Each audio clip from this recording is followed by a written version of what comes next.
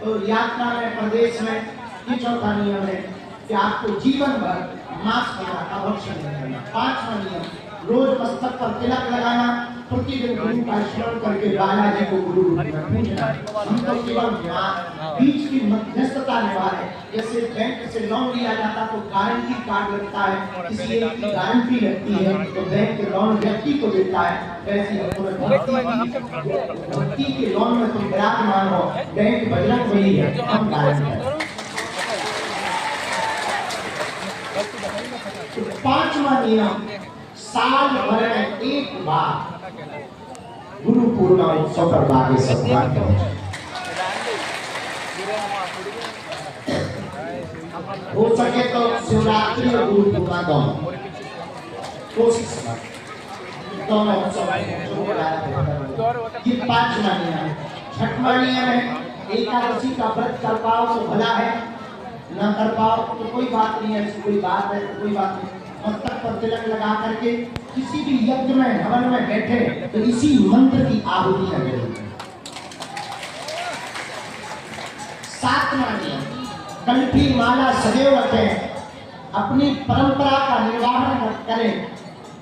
कभी भी माता, पिता, भगवान शिव, भगवान विष्णु, गुरु, इन पांच की न निंदा करनी है न सुननी है। कोई कर रहा है या तो जवाब दे दो, तो ज्यादा ताबड़तोड़ है, मजबूत आदमी है, तुम्हारी हड्डी पत्ती तोड़ सकता है तो तुम वहां से भागो। ये सातवां नियम है कि आपको भगवान की, माता पिता की और गुरु की निंदा को नहीं सुनना। आठवां अंतिम नियम, इस जीवन को जीते जी हनुमान जी के लिए आज से जीना, बालाजी को पाने के लिए जीना। आज के बाद उनके चरणों में इतने डूब जाना कि इसी जन्म में तुम्हें भगवान की प्राप्ति हो जाए, ताकि बार बार जन्म न लेना पड़े। इन 8 नियमों का पालन पूरे जीवन भर आपको करना है। यदि ना कर पाओ तो अभी भी कुछ नहीं बिगड़ा है। 8 नियम तो पक्के हैं, बहुत कठोर नियम नहीं है, बहुत सरल से नियम है और अध्यात्म के मार्ग में थोड़ा कठोरता पाई जा सकती है। आप भाग्यशाली हो कि इतने जल्दी तुम्हें हनुमान जी मिल पाए। हमारे जीवन में हमें अपने गुरु की कृपा पाने में 12 साल लगे। 12 वर्ष तक हमने रात निकाली, 12 साल तक उनके चरणों में डरे रहे, तब वो जाते जाते हनुमान जी को पकड़ा। लेकिन हम आपको इसलिए दीक्षा नहीं दे रहे हैं कि हमें भीड़ जोड़ना है या बहुत भीड़ बढ़ानी है। हमारे गुरु ने कहा था 100 लंगड़े घोड़े पालने से बेहतर है एक बेहतर घोड़ा पालना। हमारे गुरु ने अपने जीवन काल में मात्र 60 चेले बनाए और उन्होंने कहा कि हमने एकमात्र दिल से दीक्षा दी है हमारी तरफ इशारा करके। हमने कहा क्यों? तो हमारे दादा ने हमसे कहा था, दादाजी यही कहते थे मंदिर पर जाते जाते उन्होंने माला की जब छोड़ी तो पकड़ाई, उन्हें लगा तो महापुरुष थे, अंतर्यामी थे, जानने वाले महात्मा थे, सिद्ध महापुरुष थे, परमहंसी महात्मा थे। जब झोली पकड़ाने लगे लगभग 10-15 दिन जीवन के बचे थे, उन्हें काशी जाना था और शरीर पूरा होना था, पितृपक्ष का महीना आने वाला था और उन्होंने झोली पकड़ाई।